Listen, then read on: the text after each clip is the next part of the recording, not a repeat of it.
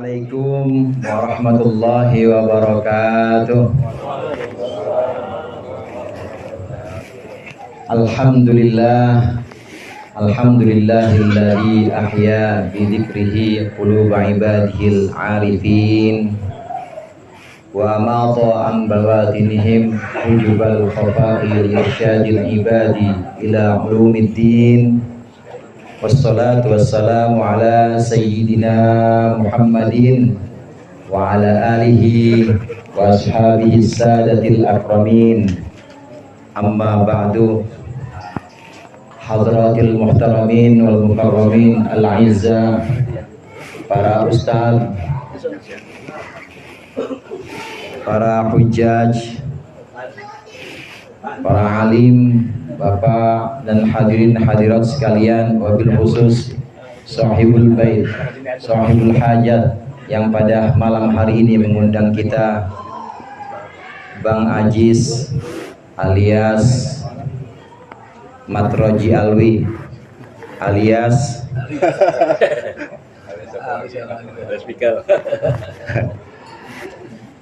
hadirin sekalian, jamaah yang berbahagia. Alhamdulillah malam hari ini kita hadir di sini untuk melaksanakan pertemuan haji. Tujuannya adalah untuk mendoakan mudah-mudahan Allah memberikan kesehatan dan kelancaran kepada Bang Aziz dalam pelaksanaan ibadah hajinya nanti. Allah berikan haji yang mabrur dan kembali ke tanah air dengan membawa keberkahan untuk keluarga dan juga masyarakatnya. Bapak-bapak hadirin jamaah rahimakumullah, Bang Aziz ini udah nabung, artinya udah daftar haji sejak tahun 2012 kira-kira. Sejak tahun 2012 ini menunjukkan satu niat kuat, keinginan beliau untuk melaksanakan rukun Islam yang kelima, yaitu pergi haji. Dan ini patut menjadi contoh untuk kita semua, saudara. Kalau kita memang ingin benar-benar melaksanakan haji, benar-benar melaksanakan rukun Islam yang kelima, maka hendaknya kita dari sekarang udah mulai daftar. Di pondokan saya dulu itu ada perjalanan haji, biro perjalanan haji, namanya Yayasan Al-Ibris. Ini Yayasan Al-Ibris ini juga membuka umroh, jadi travel haji, selain travel haji juga travel umroh. Kalau ada orang yang mau daftar umroh, kalau ada orang yang mau daftar pergi umroh, taruhlah sekarang umroh kira-kira 35 juta ya, 35 juta. Ini pasti ditanyain dulu sama pengurusnya, tanyain dulu sama yang mengelola travel itu. Ustadz Samin udah daftar haji belum? Misalnya yang daftar Ustadz Samin, saya pengen umroh nih, saya mau daftar Pak. Ditanya dulu, Ustadz udah daftar haji belum? Belum. Kalau begitu mendingan 35 juta buat daftar haji dulu. Insya Allah nanti kalau 35 juta buat daftar haji udah, insya Allah nanti akan Allah kasih rezeki lagi, bisa berangkat umroh tahun depan atau 2 tahun ke depan. Ya alhamdulillah 2 tahun ke depan udah bisa berangkat umroh. Itu mah nanti ada lagi rezekinya. Ini yang perlu ditekankan, ini yang perlu kita perhatikan, bahwa sungguhnya betul umroh itu memang wajib. Artinya dalam pelaksanaan haji itu ada umroh juga. Oleh karenanya seyogianya orang yang pengen pergi umroh ini daftar dulu buat haji. Jangan ragu-ragu. Insya Allah mau nunggunya 20 tahun mau nunggunya 25 tahun, nanti insya Allah ada rezekinya 3 tahun ke depan, 5 tahun ke depan. Kalau memang pengen pergi umroh, nanti insya Allah Allah kasih. Ini yang perlu kita utamakan. Nah, perjalanan umroh ini, biro-biro perjalanan umroh sepertinya jarang yang kayak begini. Pokoknya asal mau daftar umroh, terima aja, terima. Yang namanya bedolan ya, yang namanya ada objekan, terima aja. Tapi seyogianya dibilangin dulu, seyogianya dinasihat itu udah daftar haji belum, udah pernah haji belum. Kalau belum pernah haji ya daftar dulu. Bang Ajis 2012 dan baru berangkat sekarang. Ini satu yang perlu kita jadikan teladan. Memang pentingnya niat di sini saudara. Pentingnya niat, kesungguhan kita, bukan hanya keinginan hati kita, tapi benar-benar sudah kita store uangnya. Ini menunjukkan bahwa kita benar-benar ingin melaksanakan rukun haji yang kelima, yaitu haji. Rukun Islam yang kelima yaitu haji. Ini yang pertama yang ingin saya sampaikan. Kemudian yang kedua, untuk Bang Ajis dan juga untuk hadirin sekalian, Allah Subhanahu wa ta'ala berfirman, Al-hajju ashhurum ma'lumat, faman farada fihinnal hajja fala rafatha wala fusuqa wala jidala fil hajj. Haji itu ada di bulan-bulan tertentu. Bulan-bulan tertentu inilah yang disebut sebagai miqat zamani, batas waktu untuk mulai haji. Ulama menafsirkan berdasarkan pendapat para sahabat yang juga bertemu langsung Rasulullah, yang dimaksud dengan ashhurum ma'lumat, yang dimaksud dengan bulan-bulan tertentu itu adalah bulan Syawal, Dzulqa'dah dan bulan Dzulhijjah. Kalau ada orang berangkat haji maunya di bulan Februari, tapi Februari masih bulan Safar, yang nggak bisa, karena belum masuk batas waktu buat pelaksanaan haji. Kalau ada orang pengen berangkat haji, biar sepi hajinya bulan Mei aja. Mei itu baru bulan Maulid, baru Rabiul Awal, nggak bisa, karena belum masuk batas mikot yang namanya mikot zamani, belum masuk batas waktunya. Haji ini punya pelaksanaan, haji ini punya waktu-waktu khusus dalam pelaksanaannya. Waktu khusus bisa melaksanakan haji 3 bulan itu, mulai dari bulan Syawal, kemudian Dzulqa'dah, Dzulhijjah. Karenanya dulu orang tua kita dulu waktu belum ada pesawat itu kan pakai kapal laut. Kapal laut nganternya Tanjung Priok. Nganternya itu udah mulai bulan puasa. Karena perjalanannya itu bisa sebulan lebih di laut itu. Bulan puasa pada nganterin, pada nangis-nangis dari Tanjung Priok. Oh pada puasa. Habis nangis dia makan aja. Lagi puasa makan, nggak apa-apa, namanya lagi ini nganter orang haji deh, nangis. Ini perjalanan haji yang bisa dimulai, mikot haji, mikot zamani, ini bisa dimulai sejak bulan Syawal. Orang tua kita dulu naik kapal laut, mulai berangkat bulan puasa, Syawal udah masuk mikot zamani.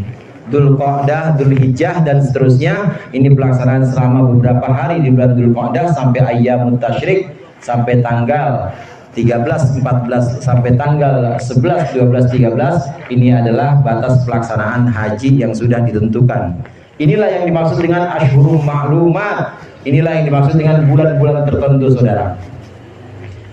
Kalau dalam haji ada yang namanya miqat zamani, dalam haji ada juga yang disebut dengan miqat makani, batas tempatnya. Mikot zamani, batas waktunya, bukan hanya haji, segenap ibadah, saudara, itu pasti ada batas waktunya. Sholat subuh ada batas waktunya, ketika fajar shadiq atau fajar yang beneran ini sudah terbit. Jadi kalau belum terbit maka belum bisa. Kalau belum terbit fajar maka belum bisa untuk melaksanakan sholat subuh. Sholat zuhur ketika matahari sudah tergelincir ke sebelah barat maka sudah masuk waktu sholat zuhur. Kalau belum nggak bisa, kita duluin sholat zuhur biar nggak rame masjid, rada adem, jam 10:30, nggak bisa, orang belum masuk waktunya. Batas waktu ini penting dalam segenap ibadah, ada batas waktunya. Dalam sholat ada batas waktunya, dalam haji ada batas waktunya, puasa juga demikian. Puasa yang diwajibkan yang mulainya Ramadan. Oleh karenanya orang berbondong-bondong, para petugas menyaksikan yang namanya bulan tanggal 1, disebut dengan hilal. Ini menunjukkan memang ada batas waktu khusus. Batas waktu ini dalam setiap ibadah yang ada dalam rukun Islam, ibadah-ibadah wajib, ini penting karena kalau di luar batas itu maka ibadah-ibadah kita sama aja tidak sah. Kemudian apa itu miqat? Zama apa itu mikot makani? Apa itu batas tempat? Saudara sekalian, ini kalau kita renungkan, kalau kita pergi ke tanah haram, kalau kita pergi ke daerah yang dulu sebutannya dengan Hijaz, sekarang disebut dengan Saudi Arabia, ini ada batas-batas wilayahnya. Ada batas-batas wilayahnya terkait dengan pelaksanaan haji. Saat kita ingin masuk untuk melaksanakan haji, maka kita ambil mikot makani, ambil mikot tempat, di mana di tempat itu kita sudah mulai memakai pakaian ihram. Mikot makani atau batas tempat ini di luar tanah haram, masih jauh dari tanah haram. Jadi belum masuk haram Makkah, belum masuk tanah haram Makkah. Ada di Tanim. Kalau untuk orang-orang Mekah sendiri di Tanim ambilnya, atau ada ambil di Ji'rona. Sebelum masuk tanah haram, maka di tempat yang namanya Tanim, tempat yang namanya Ji'rona, ini wajib di situ untuk pakai pakaian ihram. Nanti setelah itu niat haji, niat umroh, baru masuk ke tanah haram menuju ke Masjidil Haram. Tapi sebelum menuju ke Masjidil Haram, kita akan bertemu gapura, semacam gapura. Nanti di situ ada Haram Makkah. Jadi kalau di sini ada gapura, apa gapuranya? Pondok Jati, misalnya, udah selamat datang. Ini sudah ditunjukkan ada Haram Makkah, ada Haram Makkah. Ini adalah tanah Haram Makkah. Sudah sampai di situ. Kemudian masuk lagi Masjidil Haram, masuk lagi Baitullah atau Ka'bah. Jika kita renungkan, ini semacam ring-ring, semacam lingkaran-lingkaran yang dimana kita harus menjaga adab kita di situ. Kalau di sini Bang Ajis misalnya masih boleh pakai jeans, celana lepis, pakai celana lepis mana bolong-bolong, ya masih boleh pakai singlet. Tapi begitu nanti pergi haji, maka batas-batas waktu itu, batas-batas tempat itu harus diperhatikan. Begitu sampai mikot, udah nggak boleh pakai pakaian yang lain kecuali pakaian ihram. Kemudian begitu sampai Haram Makkah, tanah Haram Makkah, maka di situ harus lebih dijaga lagi adabnya. Jangan sembarangan. Bukan cuma sama binatang, tapi batu-batu yang ada di situ jangan diambilin, jangan dikoleksi, dibawa ke Indonesia jangan. Karena udah masuk Haram Makkah. Ini ring kedua. Ring pertama dari mikot, kemudian ring yang kedua dari Haram Makkah. Masuk ke Masjidil Haram, ini lebih sakral lagi, lebih suci lagi. Di Masjidil Haram tentu harus dalam keadaan suci, tidak boleh berhadas besar. Kalau di Haram Makkah masih boleh berhadas besar, Masjidil Haram udah nggak boleh yang namanya masjid. Di mana-mana masjid tuh nggak boleh yang namanya orang berhadas besar. Ini ring yang ketiga, lebih dekat lagi, yaitu ring yang keempat, lebih dekat lagi kepada Ka'bah. Di sini nanti kita akan merasakan keagungan Allah Subhanahu wa taala. Kita melihat bahwa ini Ka'bah yang kita pernah lihat di TV, yang kita pernah diceritain sama orang-orang, ini benar-benar punya haibah, benar-benar punya kewibawaan, benar-benar punya kehebatan, dan kita rasanya kecil di situ, saudara. Kita perhatikan dari batas tempat mikot makani ini, mulai dari mikot makani masuk Haram Mekah, tanah Haram Mekah, kemudian masuk Masjidil Haram, masuk lebih inti lagi, lebih pusat lagi, masuk dalam pusaran tawaf yang ada di Ka'bah. Maka ini lebih dekat lagi kepada Allah. Disitulah mulai kita hadirkan, Bang Ajis, ya Bang Ajis, mulai kita hadirkan di situ kebesaran Allah. Oleh karenanya zikir yang dianjurkan ketika tawaf itu, ketika kita sampai, misalnya sampai rukun Yamani, maka takbir di situ, Allahu Akbar, terus jalan lagi, nanti sampai lagi ke Hajar Aswad yang sejajar dengan Hajar Aswad, Allahu Akbar. Artinya di sini saya kecil, ya Allah, saya kecil. Ini orang bejubel segini banyaknya, saya kecil banget. Mungkin di Pondok Jati mah orang pada kenal saya, di sini mah gak ada yang kenal. Mungkin di Jakarta orang masih kenal saya, tapi di sini saya kecil ya Allah. Allahu Akbar.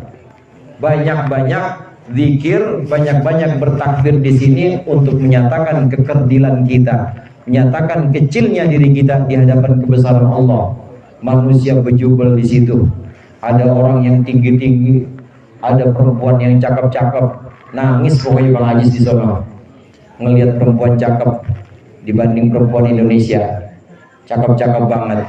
Kecil sekali kita di sana, takbir kita menyatakan bahwa saya kecil ya Allah di hadapan kebesaranmu, di hadapan keagunganmu.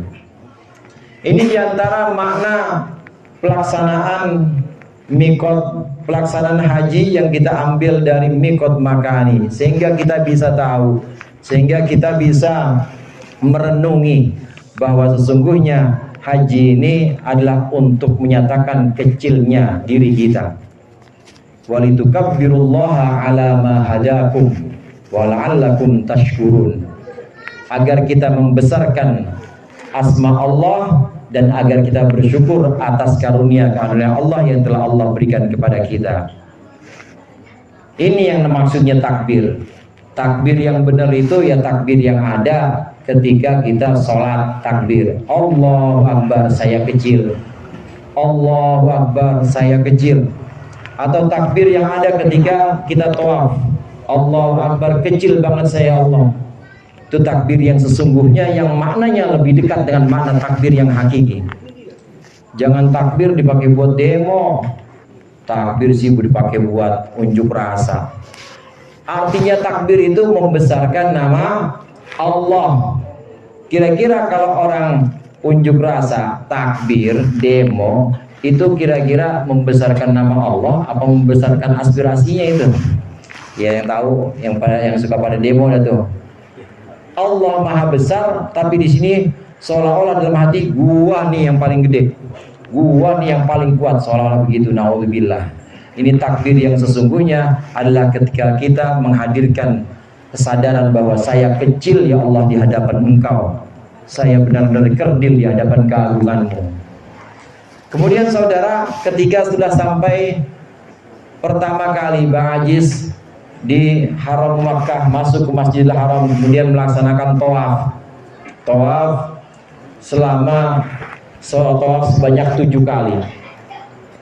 Rasulullah Shallallahu Alaihi Wasallam ini mengatakan, beliau bersabda, Inna fi hadal baiti yanzilu fi kulli yawmin mi'atun wa ishruna rahmah. Sesungguhnya ke dalam Ka'bah ini, di dalam Baitullah ini, setiap hari turun 120 rahmat. Situna lit ta'ifin, warba'una lil musallin, wa ishruna lin nadirin.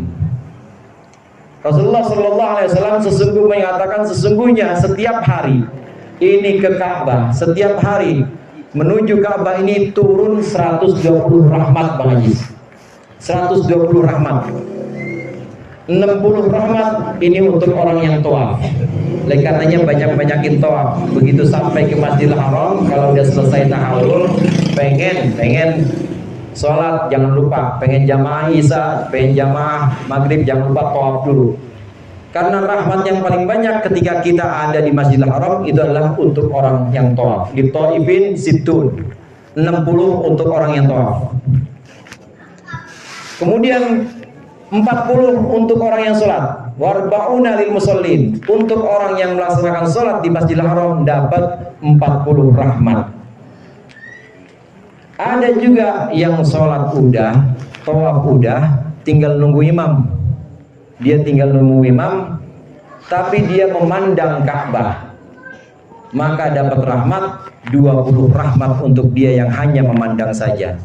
60 tambah 40 tambah 20 berapa Pak jadinya? 120 pas yang dikatakan oleh Rasulullah. 120 rahmat Allah turun di Baitullah, di Masjidil Haram ini untuk orang yang tawaf, untuk orang yang sholat, dan untuk orang yang memandang Ka'bah. Waktu Bang Haji nungguin imam sholat subuh belum selesai, belum juga dimulai, maka pandang Ka'bah, jangan pandang WA, jangan lihat status orang. Temen ada 1000 di WA, semuanya statusnya dibaca, atau sibuk jawabin status orang. Jangan. Habis pasang status nih, gua lagi gua lagi di Masjidil Haram nih, pasti ada yang komen kan tuh, Cing doain Cing. Iya, ada doa apa?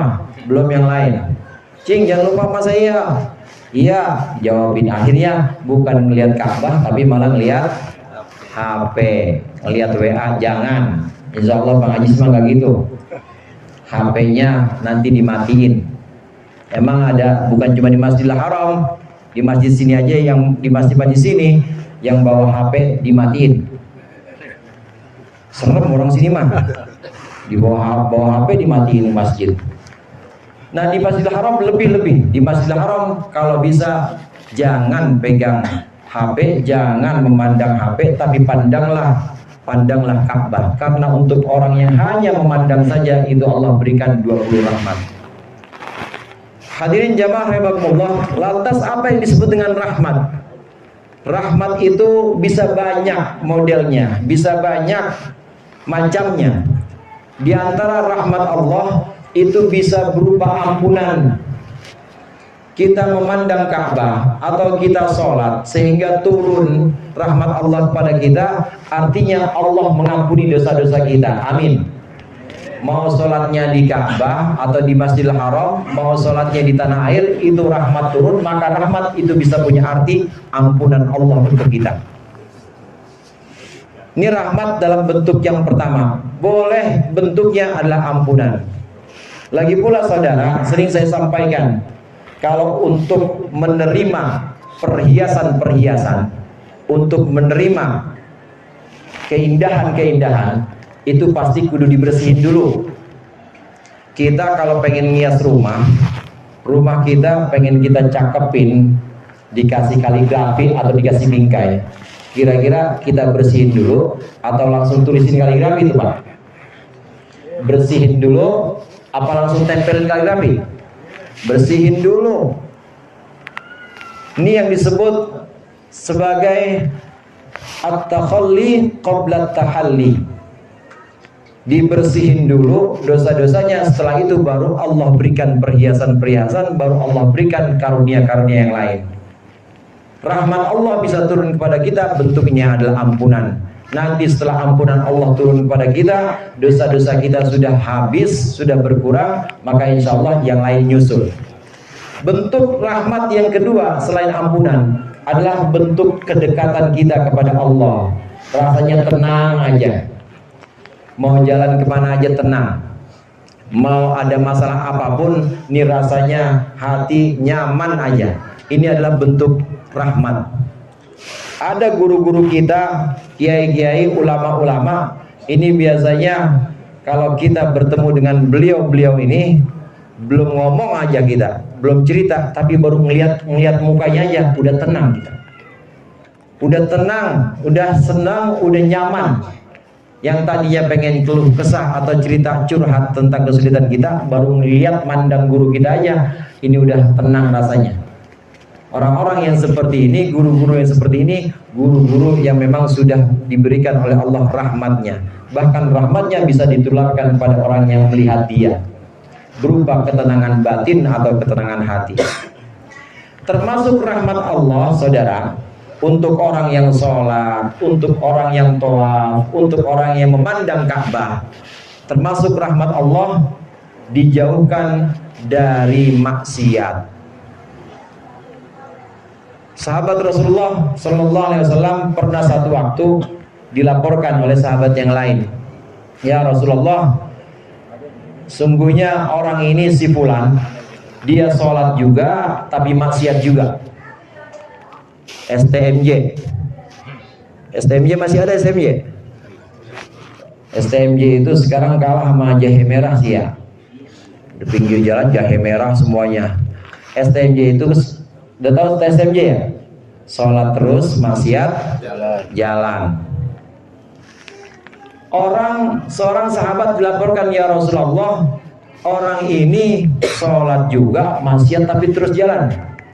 Rasulullah SAW kemudian mengatakan, inna sholatahu satanha, sesungguhnya sholatnya pasti akan bisa bikin dia berhenti, biarin aja.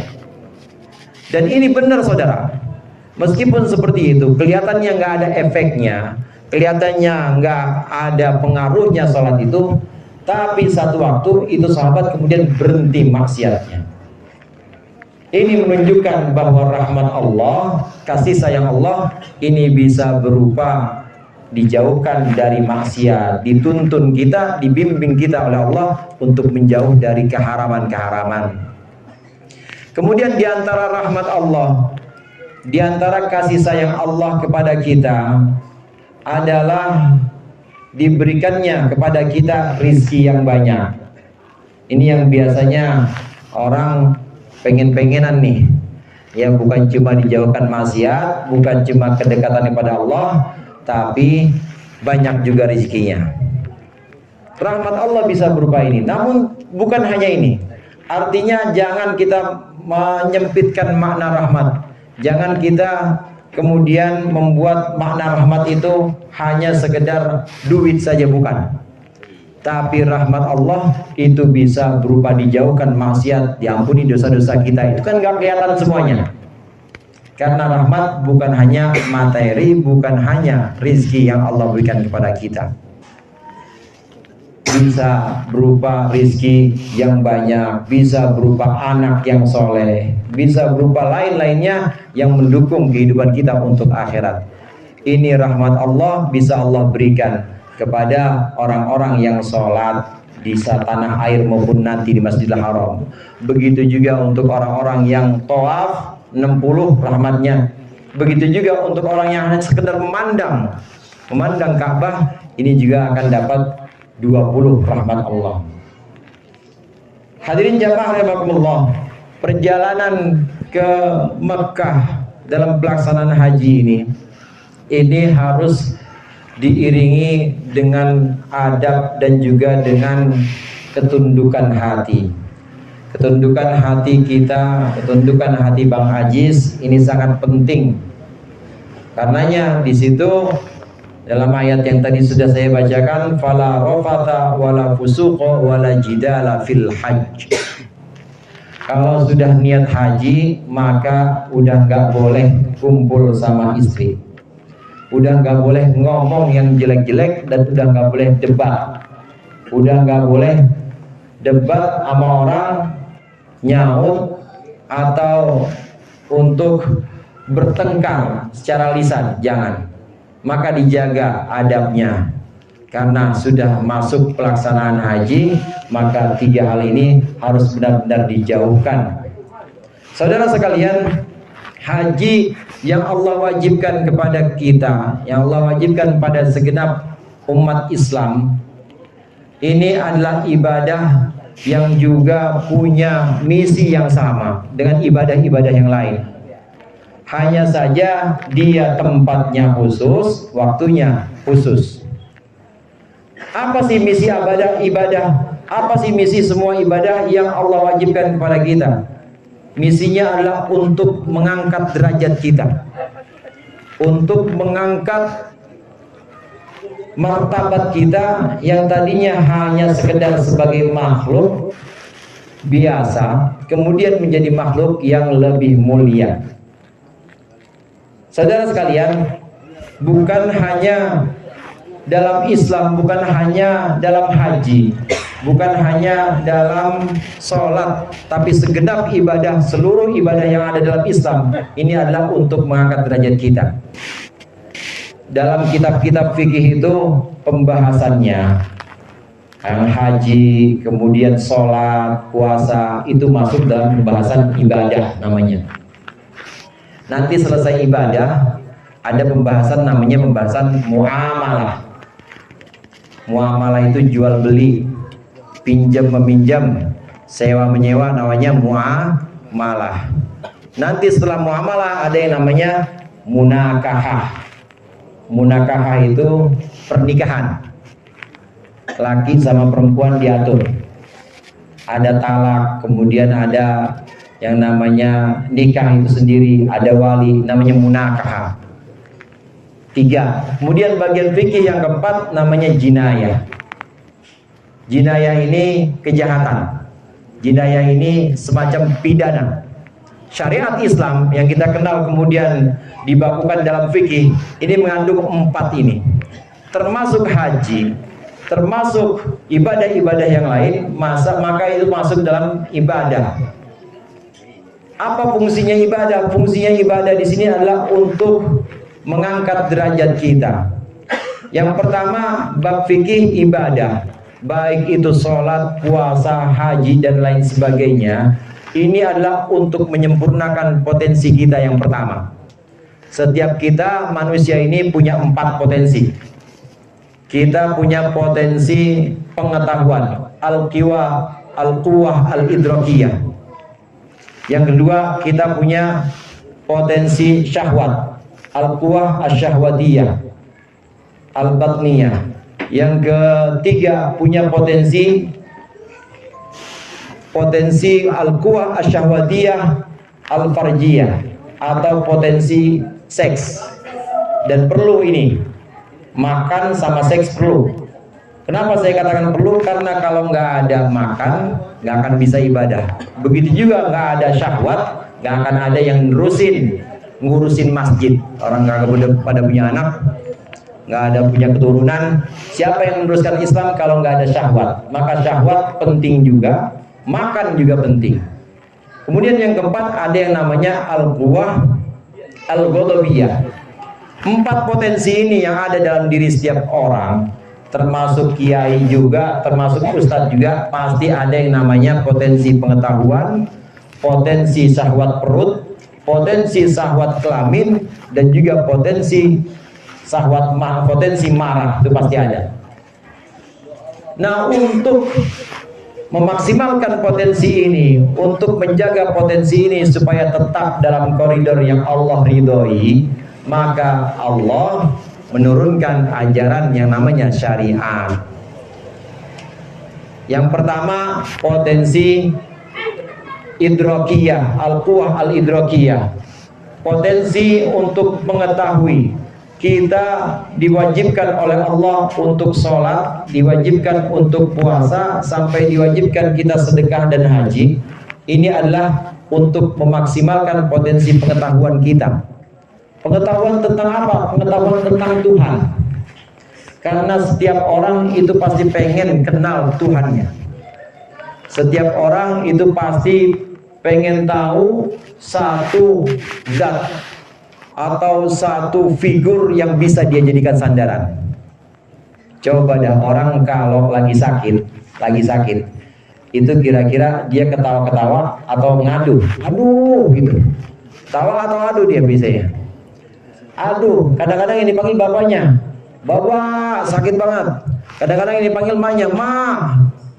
Ini menunjukkan bahwa setiap orang ini punya potensi untuk mengadu.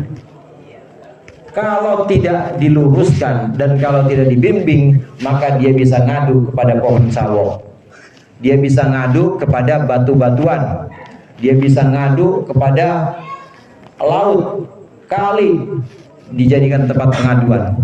Nah, supaya tidak sesat dan tidak sasar, maka potensi untuk mengetahui atau mengenal Tuhan ini diajarkan melalui ibadah yang ada dalam fikih. Mulai dari toharoh, sholat sampai haji, ini adalah untuk mengenal Allah, untuk mengenal Tuhan. Karena kita punya potensi pengenalan. Demikian juga setiap kita punya potensi syahwat perut. Syahwat perut, karena kalau nggak makan, kalau kita nggak minum, susah juga buat melaksanakan kehidupan di dunia ini. Cuma untuk mengatur itu semua, maka ada yang namanya muamalah. Muamalah itu jual beli, gimana supaya kita dapat untung yang masuk ke dalam perut kita, barang-barang yang halal. Yang masuk ke dalam perut kita ini bukan barang-barang yang Allah murka, bukan barang-barang yang Allah tidak ridho. Diatur dalam muamalah.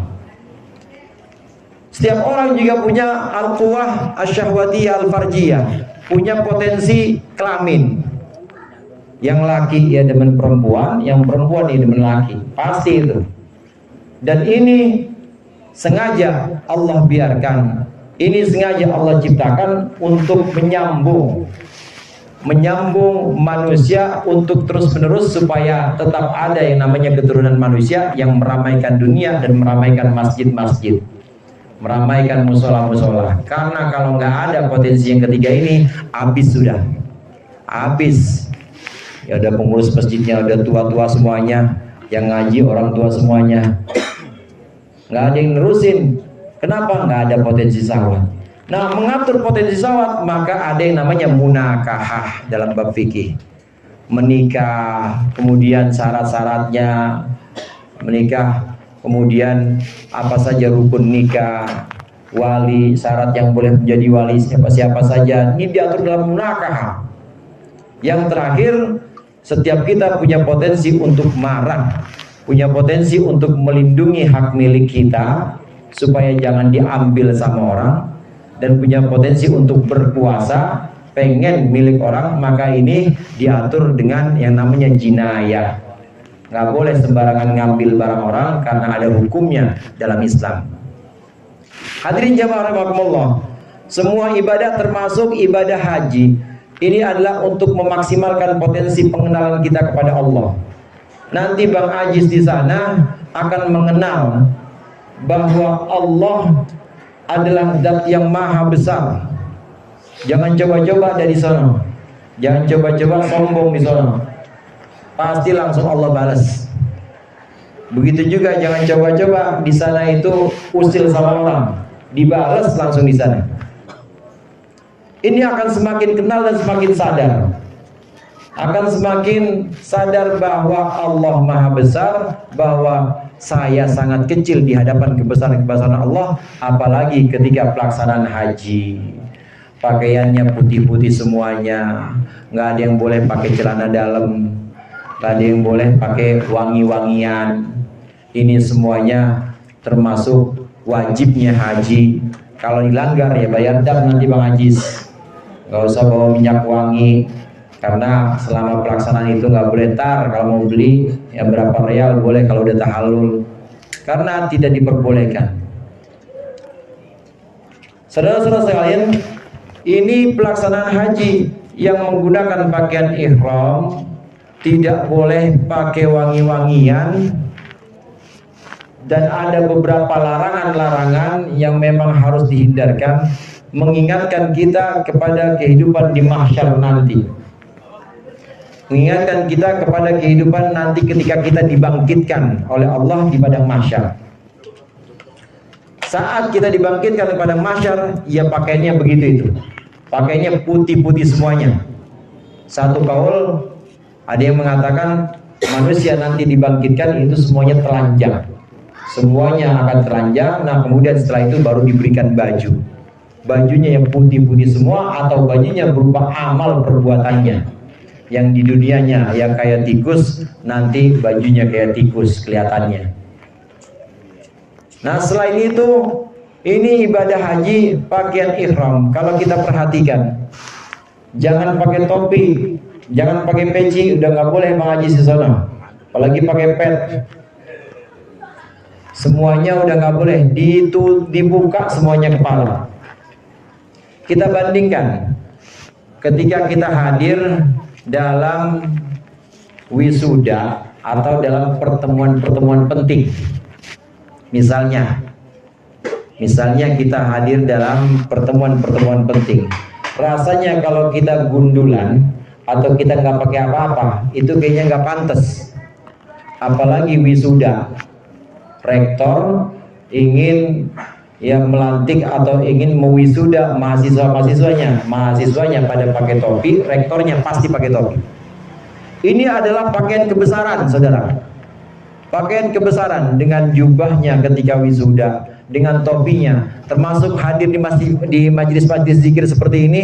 Ada yang gundul, jarang banget kan yang gundul.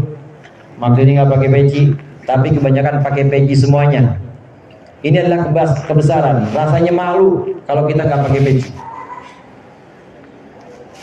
Nah, sebaliknya justru nanti ketika pelaksanaan haji, justru nanti ketika pelaksanaan umroh, itu kita nggak boleh pakai penutup kepala. Padahal di sini kalau kita kemana-mana pantasnya pakai penutup kepala, merupakan satu kebesaran untuk menjaga wibawa atau menjaga muruah kita. Nanti Bang Haji coba, Bang Haji sudah haji, pergi kemana-mana, nggak pakai topi, nggak pakai topi haji, nggak pakai pet, rasanya gimana gitu? Karena muruah itu termasuk wibawa atau termasuk kehormatan. Ini di tanah air, ini di tempat-tempat selain dalam pelaksanaan haji dan umroh. Tapi dalam pelaksanaan haji dan umroh dibalik semuanya, saudara. Justru nggak ada yang boleh pakai topi, nggak ada yang boleh pakai penutup kepala kecuali yang perempuan lain. Yang laki-laki semuanya dibuka. Ini menunjukkan bahwa ketika kita hadir di sana, labbaik Allahumma labbaik, labbaik la syarika lak labbaik, aku datang menghadap padamu ya Allah, aku datang memenuhi panggilanmu ya Allah. Itu datangnya cuma pakai pakaian putih-putih, nggak pakai topi, nggak ada yang bisa dibanggakan. Udah nggak ada yang bisa lagi dibanggakan di sana. Nggak ada yang pakai baju bermerek, nggak ada. Semuanya polos. Justru di saat itu, justru Allah menerima kehadiran kita. Justru Allah menerima datangnya kita.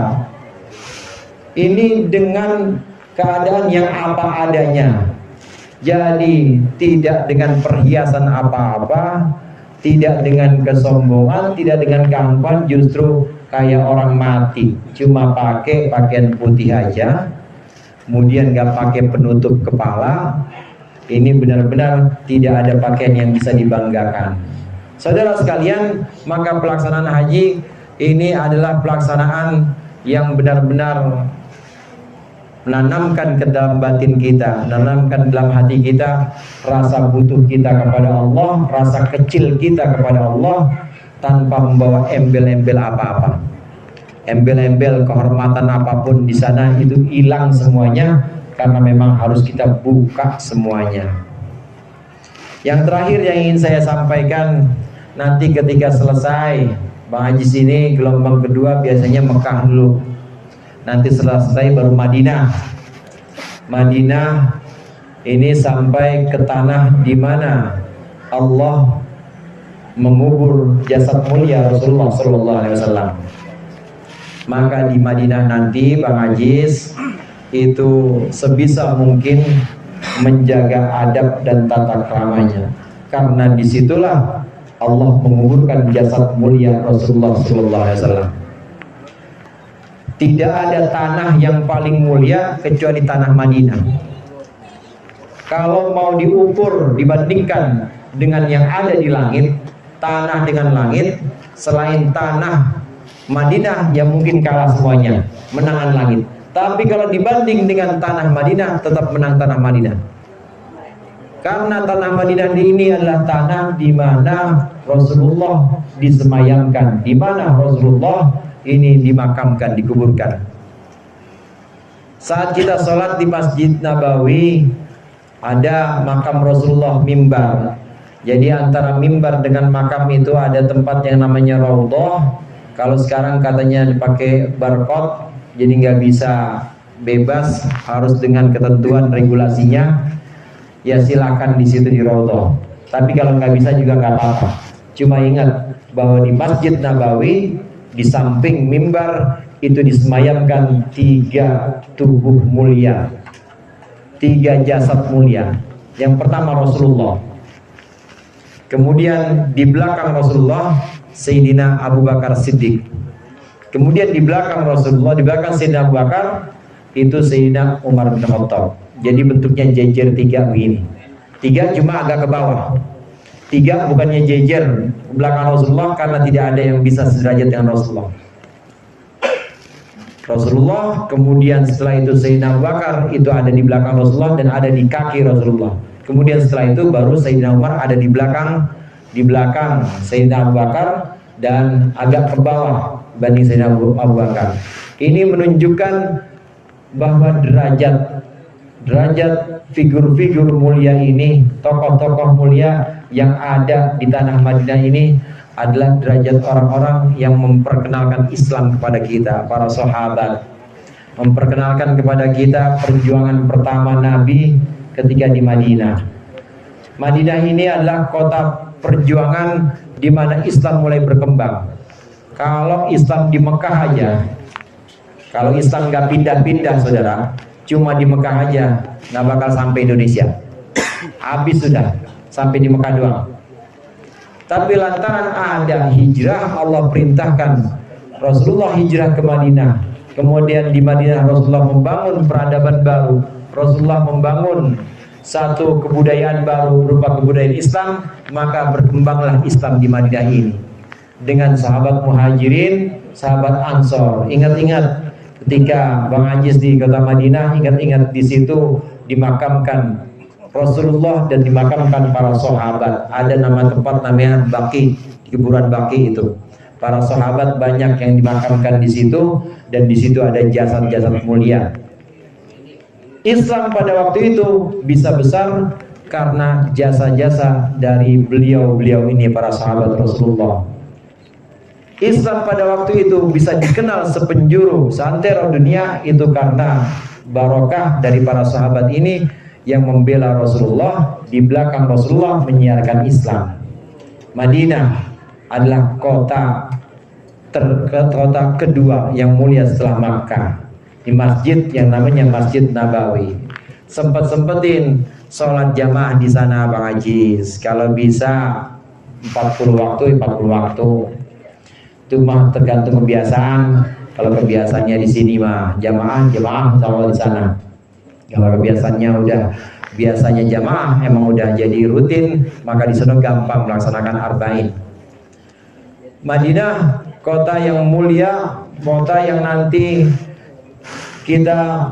nanti Bang Ajis itu akan merasakan, di mana Allah membesarkan Nabi Muhammad, membesarkan Islam dengan Nabi Muhammad dan juga dengan para sahabat melalui Madinah ini, sehingga kemudian dikenal ke Eropa, dikenal ke Persia dan sebelah timur lagi sampai ke Indonesia. Ini mulai dari Madinah. Mudah-mudahan hadirnya kita di sini mendapat ridha Allah dan apa yang dihajatkan oleh Shahibul Bait, terutama perjalanan hajinya nanti Allah berikan kelancaran, Allah berikan keberkahan dan kesehatan. Bang Ajis beserta istri Allah jaga di tanah suci hingga pulang ke tanah air dengan membawa haji yang mabrur. Haji yang mabrur tidak ada ganjaran lain kecuali surga. Amin ya rabbal alamin. Kurangnya mohon maaf, mudah-mudahan bermanfaat. Wallahul muwaffiq ila aqwamit thoriq. Wassalamualaikum warahmatullahi wabarakatuh.